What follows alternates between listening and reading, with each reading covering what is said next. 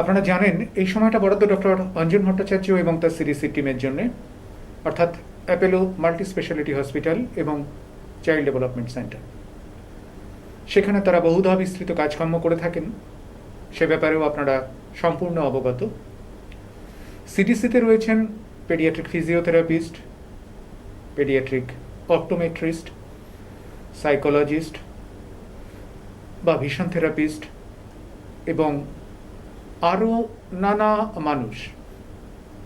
তারা একই ছাদের নিচে একটি বাচ্চাকে, যার কিছু বিশেষ চাহিদা থাকছে, তাকে বিভিন্ন থেরাপির মাধ্যমে সমাজের মূল স্রোতে সুস্থ স্বাভাবিক জীবনে ফিরিয়ে আনেন। তারা ক্যালকাটা ডেভেলপমেন্টাল মডেল করেছেন, যা বিদেশে বেশ প্রশংসা কুড়িয়েছে। তারা প্রোগ্রাম অফ কেয়ার বাবা মাকে বা অভিভাবককে তার শিশুকে কিভাবে সুস্থ স্বাভাবিক জীবনে ফিরিয়ে আনবেন তার প্রাথমিক পাঠ দিয়ে থাকেন প্রোগ্রাম অফ কেয়ারের মাধ্যমে। সেটাও নতুনত্বের দাবি রাখতেই পারে। তো সেই নতুন পথের দিশারি হয়েই আমরা আজকে একটি বিষয়কে বেছেছি। তা হচ্ছে পৃথিবীর বিভিন্ন গবেষণা, মেরিল্যান্ড ইউনিভার্সিটির মতো ইউনিভার্সিটি, গুয়াংটাং ইউনিভার্সিটির মতো ইউনিভার্সিটি, তেল আভিভ ইউনিভার্সিটি, তাদের গবেষণাগুলো জেমা পেডিয়াট্রিক্সে প্রকাশিত হয়েছে, কোনোটা ফ্রন্টিয়ার্স অফ পেডিয়াট্রিক্সে প্রকাশিত হয়েছে গত বছরে 2021-এর শেষ লগ্নে, অথবা 2022-এর প্রথম দিকে জানুয়ারি ফেব্রুয়ারিতে। কি সেই গবেষণা বলছে? সুস্থ স্বাভাবিক বাবা মার সন্তান কোভিডের সময়, আমরা যদি 2020 থেকে ধরি, 2020 থেকে 2022-এর জানুয়ারি বা ফেব্রুয়ারি পর্যন্ত, অর্থাৎ কোভিড যে সময়টায় ডানা ঝাপটাচ্ছে, সেই সময় যে শিশুরা পৃথিবীর আলো দেখলো, যারা ভূমিষ্ঠ হলো, তারা ফাইন এবং গ্রস মোটর স্কিলের নানা রকম অসঙ্গতি নিয়ে জন্মাচ্ছে। তাদের কমিউনিকেশনসে সমস্যা থাকতে পারে বলে বিজ্ঞানী বা চিকিৎসকরা বা গবেষকরা যারা এই গবেষণাটি চালিয়েছেন, এই ধরনের গবেষণা চালিয়েছেন, তারা বলছেন। ফাইন এবং গ্রস মোটর স্কিলের কি অসুবিধা, ফাইন এবং গ্রস মোটর স্কিলটা কি জিনিস, কমিউনিকেশনসই বা কাকে বলে, কমিউনিকেশনস বলতে আমরা কি বোঝাই, এই সবই আপনাদেরকে প্রাঞ্জল করে বলার জন্যে হাজির রয়েছেন ডক্টর অঞ্জন ভট্টাচার্যের টিমের পেডিয়াট্রিক ফিজিওথেরাপিস্ট মিস্টার অসীমায়ন নন্দী। নমস্কার, আমি অসীমায়ন নন্দী। অসীমায়ন সারা পৃথিবী ঘুরে বেরিয়েছেন, পৃথিবীর বিভিন্ন দেশে তার প্রজ্ঞা পাণ্ডিত্য অর্জন। খুব সুনামের সঙ্গে কলকাতা শহর, অ্যাপেলো মাল্টি স্পেশালিটি হসপিটাল, নবজাতক, সর্বত্র তিনি কাজ করছেন। বহু বাচ্চা তার হাত ধরে সুস্থ স্বাভাবিক জীবনের বা সমাজের মূল স্রোতে ফিরে আসার স্বপ্ন দেখছে। অভিভাবক, বাবা মা প্রত্যেকেই অসীমকে নিয়ে উচ্ছ্বসিত। আমরা সেই অসীমের কাছ থেকে এক এক করে শুনব যে কোভিডের সময় যে বাচ্চারা জন্মালো, গবেষক বা বিজ্ঞানীরা যাদের বলছেন বিভিন্ন অসঙ্গতি থাকতে পারে, fine motor, gross motor, communications, অসীমাকে বলে নেবেন ফাইন মোটর, গ্রস মোটর স্কিলের অসুবিধা থাকলে কি হতে পারে, কমিউনিকেশনসে অসুবিধা থাকলে কি হতে পারে, এবং তার জন্য তারা কি পদ্ধতিতে আপনার বাচ্চাটিকে ধরবেন, শনাক্ত করবেন যে তার কোথাও কোনো অসঙ্গতি রয়েছে কিনা। ধরা না পড়লে চিকিৎসাটা হবে কি করে? আপনার পায়ের বা হাতের হাড় ভেঙে গেলে এক্সরে করলে বোঝা যায় যে হাড়টি ভেঙেছে। তেমনি আপনার শিশুটি কোনো রকম অসঙ্গতি নিয়ে জন্মাচ্ছে কিনা fine motor, gross motor skill অথবা কমিউনিকেশনসে, তাদের তো কিছু পরীক্ষা নিরীক্ষা করতে হবে, কিছু টেস্ট করতে হবে। সেই টেস্টগুলোর মাধ্যমে তারা আপনাকে বলতে পারবেন, হ্যাঁ, আপনার ছেলেটি বা মেয়েটি যে কোভিডকালে জন্মালো তার কিন্তু একটা স্পষ্টতই অসঙ্গতি রয়েছে এবং তার চিকিৎসা দরকার। আমি অসীমকে ক্যামেরা ফিরিয়ে দিই, তিনি আগে বলবেন fine motor, gross motor skill, communications, এগুলো আমরা কিভাবে ব্যাখ্যা করব এবং উনি কিভাবে এই বাচ্চাগুলোকে শনাক্ত করবেন যারা কোভিডকালে, কোভিড কালবেলায় জন্মালো, অর্থাৎ 2020 জানুয়ারি থেকে 2022 জানুয়ারি বা ফেব্রুয়ারি, এই যে 2 বছর সময়কালের মধ্যে যে শিশুরা ভূমিষ্ঠ হলো, সেই শিশুদের তিনি কত তাড়াতাড়ি কিভাবে শনাক্ত করবেন তার হাতে কী ধরনের অস্ত্র বা আয়ুধ রয়েছে সবটাই তিনি প্রাঞ্জল করে বলবেন। প্রথম আমরা শুরু করব Asim, fine motor, gross motor skill এবং কমিউনিকেশনস। বাবা মারা চটজলদি কি করে বুঝবেন কোনটাকে ফাইন মোটর বলে কোনটাকে, এবং তার অসঙ্গতি হলে কি হয়, লক্ষণগুলো কি? যেমন হচ্ছে প্রথমে মানে যে স্কিলসগুলো আমরা মেজার করি সেটা হচ্ছে, যেটা বলবো হচ্ছে gross motor skills. Gross motor skills অর্থাৎ মানে হাঁটা চলা আর দৌড়ানো আর ইভেন জাম্পিং। তো একটা বাচ্চা প্রথমে গ্রস মোটর স্কিলসের হিসাবে প্রথমে হচ্ছে ধরুন 3 মাসে তার ঘাড় শক্ত হবে, 6 মাসের মধ্যে বসবে, 9 মাসের মধ্যে সে হামা টানবে, আর 12 মাসের মধ্যে সে হাঁটবে। এরপরও আমরা তো এতটাই দেখি হাঁটা হয়ে গেল ব্যাস বাচ্চাটার মানে তারপরে আর আমরা দেখি না হ্যাঁ আস্তে আস্তে হবে। কিন্তু যে ধরুন এই গ্রস মোটর স্কিলস যখন এইটা মেজার যখন করি তখন কিন্তু আমাদেরকে পুরো দেখতে হয় মানে ব্যাপারটা কি, মানে হাঁটছে কীভাবে, আর কী নাম যেন, যখন সিঁড়ি নামছে কীভাবে নামছে, আর সিঁড়িটা কি ধরে ধরে নামছে নাকি সিঁড়িটা হাত ছেড়ে নামছে, সিঁড়ির ওঠা একটা বিষয় থাকে, সিঁড়ি নামা একটা বিষয় থাকে। আর তারপরে জাম্প করছে, তো যখন জাম্প করছে তো কীভাবে ও জাম্প করছে, মানে 2 পা দিয়ে জাম্প করছে না জেনারেলি ও কোনো একটা পা প্রিফারেন্স থেকে তারপরে জাম্প করছে। তারপরে হচ্ছে মানে ধরুন 2.5 বছর বয়সের মধ্যে দেখতে হবে কি ও হপ করতে পারছে না কিনা, যেটা আমরা বলি কিতকিত খেলতে পারছে কিনা। তো সেটার মিনিমাম থাকে হচ্ছে 30 মান্থস থেকে 36 মান্থস, মানে অর্থাৎ 3 বছর। তো এই স্প্যানটা অতটা থাকে কি এইখানে বাচ্চাটা যেন হপিং করতে পারে। তারপরে হচ্ছে হপিং থেকে তারপরে মোটামুটি এরপরে মানে স্কট থেকে স্কটিং টু স্ট্যান্ডিং, এই সব জিনিসগুলোকে আমরা মেজার করি হচ্ছে স্পেশালি গ্রস মোটর স্কিলসের মধ্যে।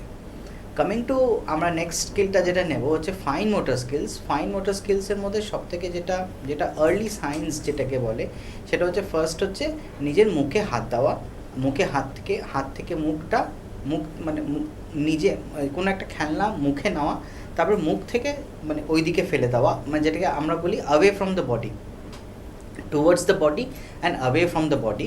এটা হচ্ছে ফার্স্ট ফাইন মোটর স্কিলস। তারপর হচ্ছে হাতকে নিজের হাতকে খাওয়া, মানে exploration to the particular fingers.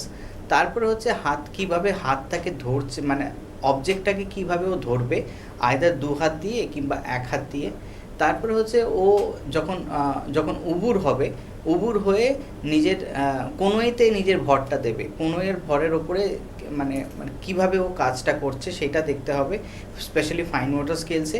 আর তারপরে ছুঁড়ে ফেলা আস্তে আস্তে, যেটা 9 মাস থেকে শুরু হয়, 9 থেকে 12-র মধ্যে বাচ্চাটা ছুঁড়তে পারবে কোনো একটা জিনিস, কোনো পার্টিকুলার একটা মেজারমেন্ট থাকে কি 1 ফুট দূরে মানে ছুটতে পারবে কি 2 ফুট দূরে ছুটতে পারবে। সেটা দূরত্ব বেড়ে যায় যত বাচ্চাটা মানে এজটা বড় হলে দূরত্বটা বেড়ে যায়। এইবার হচ্ছে যখন ফাইন মোটর স্কিলসের মধ্যে হচ্ছে এই 3টে joint, wrist joint, elbow joint আর শোল্ডার জয়েন্টের একটা কম্বিনেশন অ্যাক্টিভিটি যেটা কাজ করে সেটাকে আমরা মানে মেজার করি কি ওটা কোন জায়গায় স্ট্রেংথটা কম, কোন জায়গায় স্ট্রেংথটা বেশি। সেটা আর কি একটা থাকে কি হ্যাঁ এটার জন্য করতে পারছে নাকি এটার জন্য করতে পারছে অনেকে। তারপরে সেটাকে কনভার্ট হবে আস্তে আস্তে ওই ইভেন লাইক হাতের উপরে স্পেসিফিক কাজ, মানে ধরুন আমরা যখন কোনো একটা জিনিস তুলছি সেটা পার্টিকুলার কোন এরিয়াটাতে তুলছি। তারপরে হচ্ছে মানে ধরুন মানে stability and mobility part of the hand এর মধ্যে কোন, মানে যেমন এই 2টো ফিঙ্গার্স হচ্ছে আমাদের স্টেবল ফিঙ্গার্স, আর এই 3টে ফিঙ্গার হচ্ছে আমাদের মোবাইল ফিঙ্গার। আমরা ম্যাক্সিমাম কাজ কিন্তু এই 3টে ফিঙ্গার দিয়েই করি। এই 2টো ফিঙ্গার আমাদেরকে ম্যাক্সিমাম, এই লিটল ফিঙ্গার আর রিং ফিঙ্গার, ওটা হচ্ছে আমাদেরকে স্টেবিলাইজ করে আর কি এতে।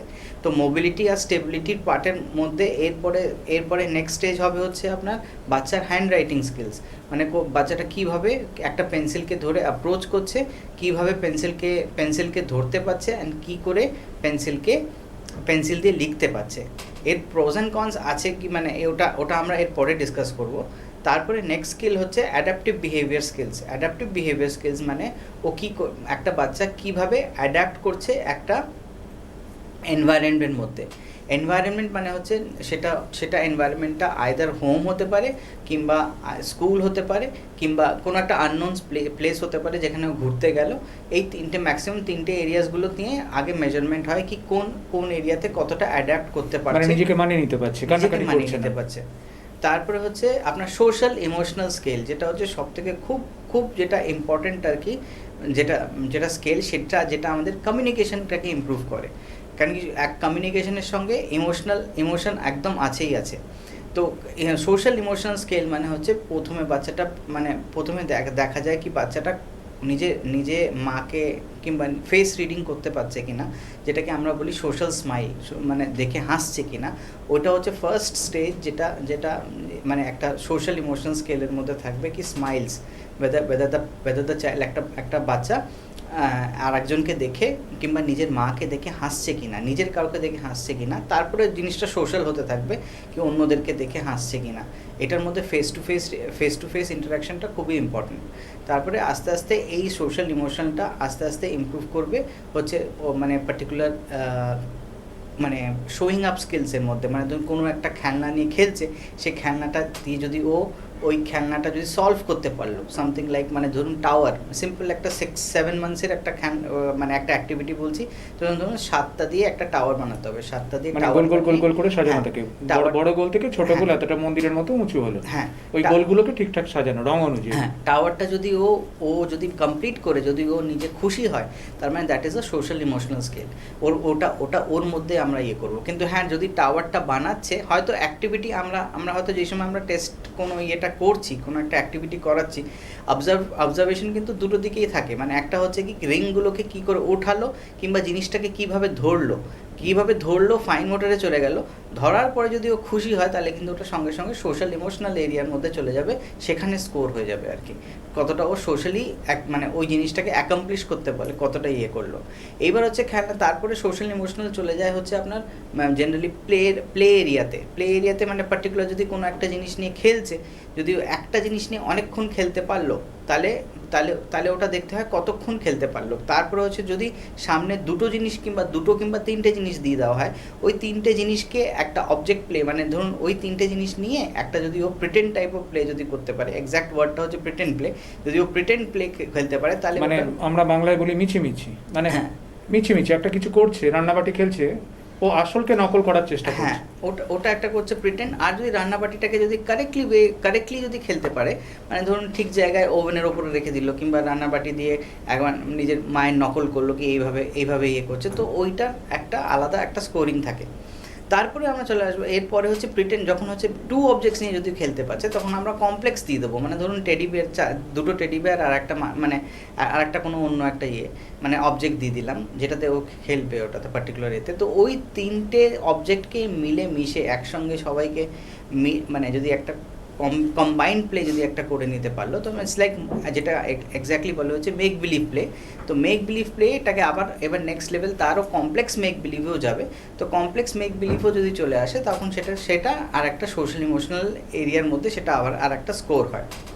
এইভাবে হচ্ছে সোশ্যাল ইমোশন স্কেলটাকে আমরা এইভাবে ইউজ করি, যেখানে দেখি আমরা বাচ্চা একটা সোশ্যালি ইয়েতে কতটা এই নিজের ইমোশনটাকে ইউজ করে ও কাজ করছে।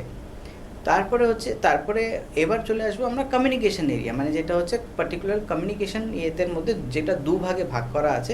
একটা হচ্ছে রিসেপটিভ, মানে বোঝার ক্ষমতা কতটা আছে, আর একটা হচ্ছে এক্সপ্রেসিভ। কেন কি যখনই কোনো একটা বাচ্চা আসে, তার একটা বোঝার লেভেল থাকে, আর একটা মানে একটা কথা বলার লেভেল থাকে।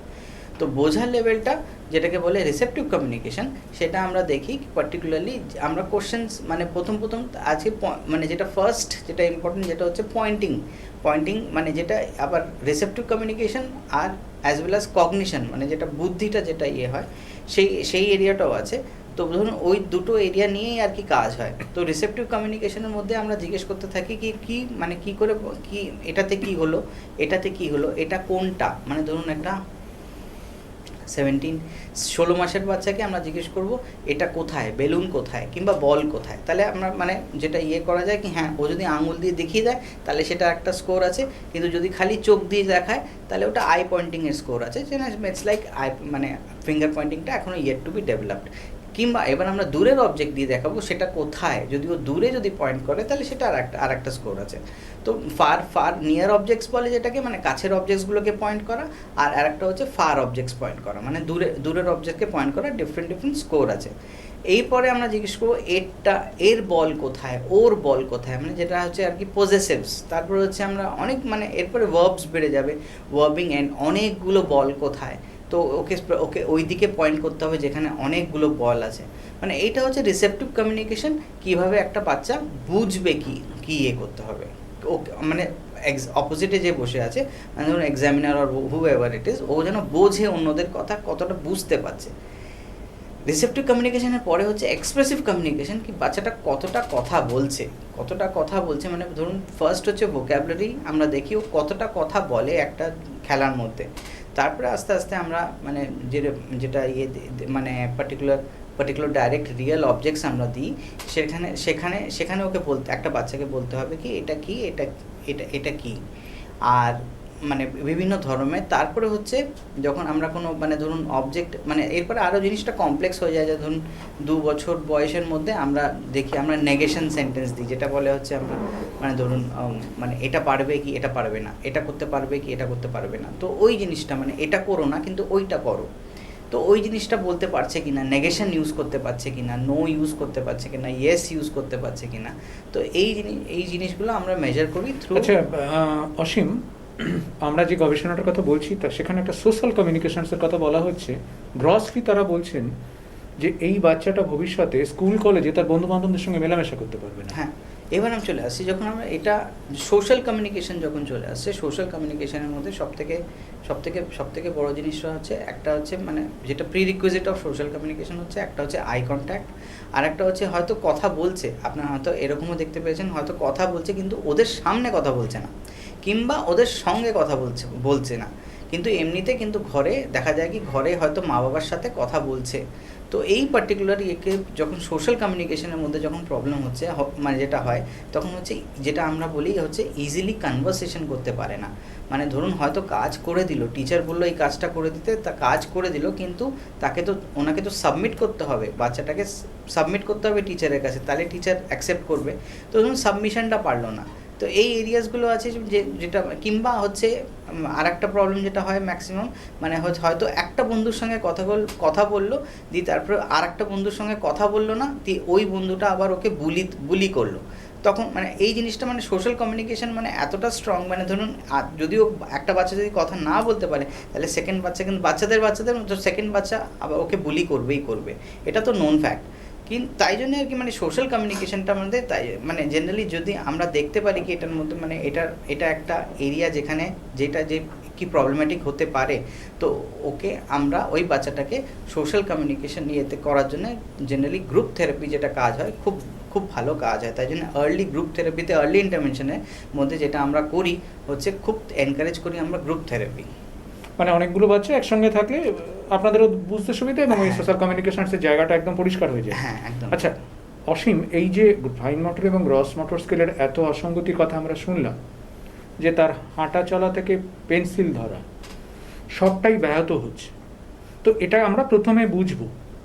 প্রথমে বোঝার ক্ষেত্রে আপনার কোনো একটা টুল বা কিছু তো দরকার, যে সত্যিই কি এর একটা পেন্সিল আমি হাতে ধরতে পারছি না, কিন্তু আমি অন্য কাজগুলো তো ঠিক মতোই করছি, বোতাম আটকাতে পারছি, তাহলে তো আমি বলতে পারবো না যে আমার ফাইন মোটর স্কিলটা খুবই ব্যাঘাতপ্রাপ্ত। আমার কোনো কারণে পেন্সিল বা পেন ধরতে অসুবিধা হচ্ছে, আমি স্ট্রাইক করতে পারছি না বা আঁকতে পারছি না, কিন্তু আবার অন্য কাজগুলো জুতোর ফিতেও বাঁধতে পারছি, যে আমার বোতামও আটকাতে পারছি। সুতরাং চোখে দেখে তো সবসময় আন্দাজে বলা ঠিক নয়। আপনারা তো কোনো একটা স্কেল বা টুল বা কিছু একটা পরীক্ষা নিরীক্ষা তো ব্যবহার করবেন নিশ্চয়ই, যে সত্যিই বাচ্চাটার ফাইন এবং গ্রস মোটর স্কিল কোথাও ব্যাঘাতপ্রাপ্ত হলো কিনা। একদমই, আমরা যেমন পার্টিকুলারলি একটা স্কেল করি যেটা হচ্ছে যদি বাচ্চাটার 42 মান্থসের নিচে যদি আমাদের কাছে প্রেজেন্ট হয়, তখন আমরা করি হচ্ছে Bayley scale for infant and toddlers development, যেটা আমরা ইউজ করি পার্টিকুলারলি অ্যাজ আ ম্যান্ডেটরি আমরা ইউজ করি, কেন কি আমরা ডেভেলপমেন্ট অ্যাসেসমেন্ট করি। ডেভেলপমেন্ট অ্যাসেসমেন্টের মধ্যে 5টা এরিয়াস অফ ডেভেলপমেন্ট অ্যাসেসমেন্ট ওটার মধ্যে হয়। কগনিশন মানে হচ্ছে বুদ্ধি, একটা বাচ্চার বুদ্ধি কোন লেভেলে আছে respective of is physiological age, মানে ধরুন হয়তো দেখতে হয় হয়তো 5 বছর, কিন্তু তার বুদ্ধি 3 বছরও হতে পারে, এরকম হতে পারে, বাচ্চা প্রেজেন্ট তো করে। ক্যান বি ডিলে ডেভেলপমেন্ট কতটা আছে, তাই জন্য আমরা ডেভেলপমেন্ট টেস্ট করি। তো তাই জন্য কগনিশন মানে অর্থাৎ ওর বুদ্ধিটা আমরা প্রথমে মেজার করি। সেকেন্ডটা হচ্ছে ফাইন মোটর, মানে যেটা পার্টিকুলারলি এই যেটা আমি একটু আগেও বললাম, ফাইন মোটর হচ্ছে হাতের কাজ, সূক্ষ্ম কাজ, কোন এরিয়ার কোন এজ স্পেসিফিক কাজটাও করছে সেই হিসাবে আমরা মেজার করি।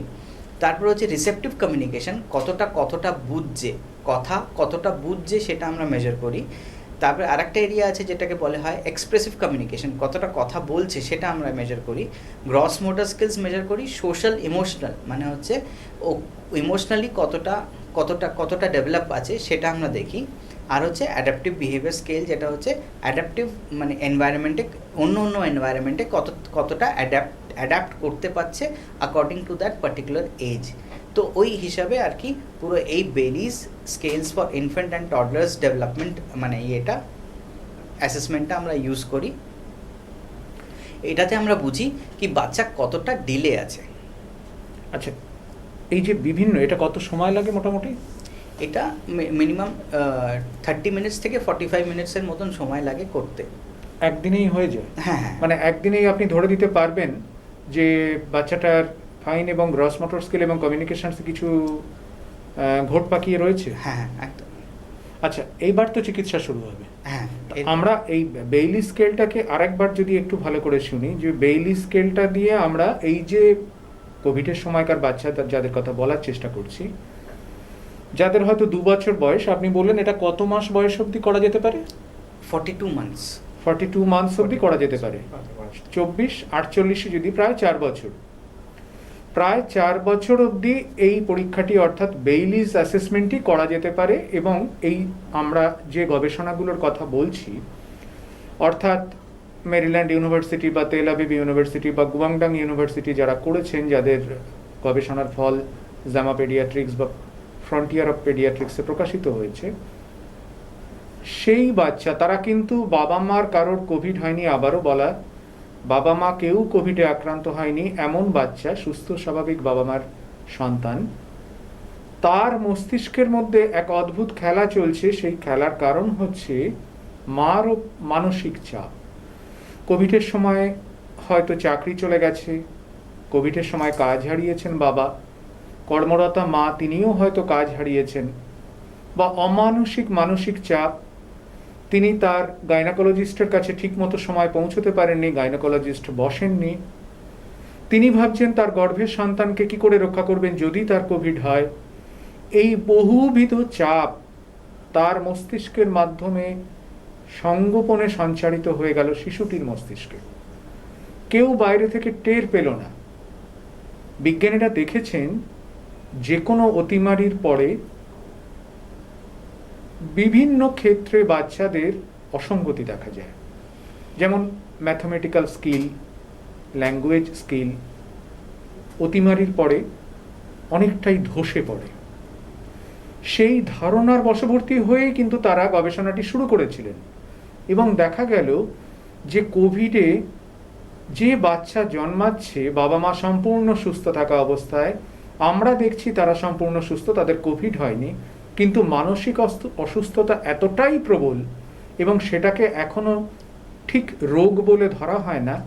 সেই মানসিক অসুস্থতার কারণে শিশুটি তার fine motor skill, gross motor skill, communications অর্থাৎ যোগাযোগ, সমাজগতভাবে বেঁচে থাকার যে প্রক্রিয়া, সেখানে বিস্তর সমস্যা নিয়ে সে জন্মাচ্ছে। তো এই শিশুদেরকে আগে তো ধরতে হবে, যেটা অসীমায়ন আপনাদেরকে বোঝানোর চেষ্টা করলেন, যে তার হাতে একটি পরীক্ষা পদ্ধতি আছে, তার নাম হচ্ছে বেইলিজ। বেইলিজটা দিয়ে তিনি ধরবেন। আমাদের 1 মিনিট সময় আছে। অসীম, আপনি আরেকবার আমাদের একটু রিপিট করে দিন, আর একটা টেক হোম মেসেজ খুব ছোট্ট করে, যে বেইলিজটা কেন করতেই হবে। বেইলিজটা ইম্পর্টেন্ট এই জন্যে, স্পেশালি যখন যেটা অলরেডি মানে এই রিসার্চ পেপারসে এসে গেছে, দ্যাট বাচ্চারা হয়তো ডিলে হতে পারে ডেভেলপমেন্ট এরিয়া থেকে।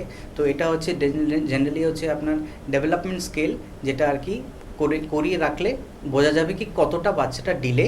আর তাহলে যদিও বা ডিলে থাকে, তাহলে আর্লি আমরা চিকিৎসাটা শুরু করব এবং বাচ্চা মোটামুটি সুস্থ স্বাভাবিক জীবনে ফিরে আসবে, এই আশা এবং ভরসা যেটা অসীমায়ন আমাদের দিলেন, তাই নিয়ে আজকে শেষ করি। আবার দেখা হবে সামনের সপ্তাহে ঠিক এই সময় আপনাদের সঙ্গে। সবাই খুব ভালো থাকুন, আপনাদের শিশুরাও যেন খুব খুব ভালো থাকে। বিদায়, নমস্কার।